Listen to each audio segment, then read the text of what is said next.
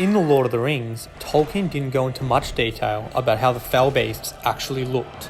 In The Two Towers, he keeps the fell beasts mysterious, focusing on their role as ominous scouts rather than fully fleshing them out. And then, in The Return of the King, he describes them as, "It was a winged creature. If bird, then greater than all other birds. And it was naked, and neither quill nor feather did it bear, and its vast pinions were as webs of hide between horned fingers, and it stank.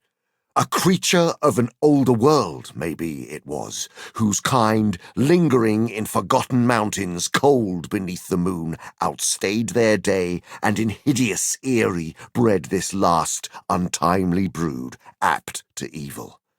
And the Dark Lord took it, and nursed it with fell meats, until it grew beyond the measure of all other things that fly.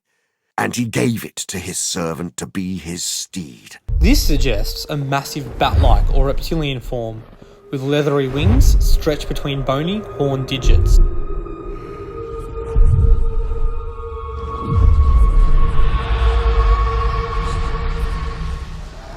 It's one of those things which is a throwaway mention in the book, and great to see realised, you know.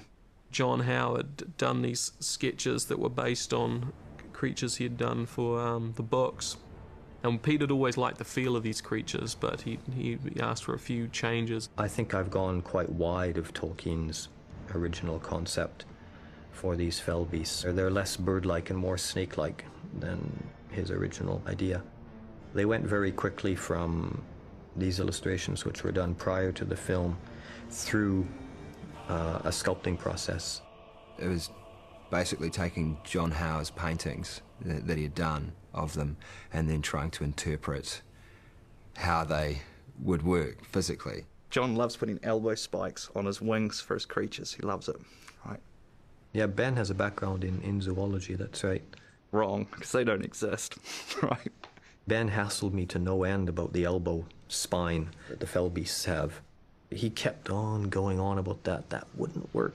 And the wings don't fold up properly, and they can't fly properly, and we'd have these, you know, go, "Oh, you can't do that."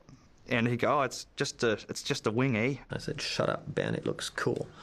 So leave me alone. You know, this isn't a zoo, this isn't National Geographic, this is Lord of the Rings."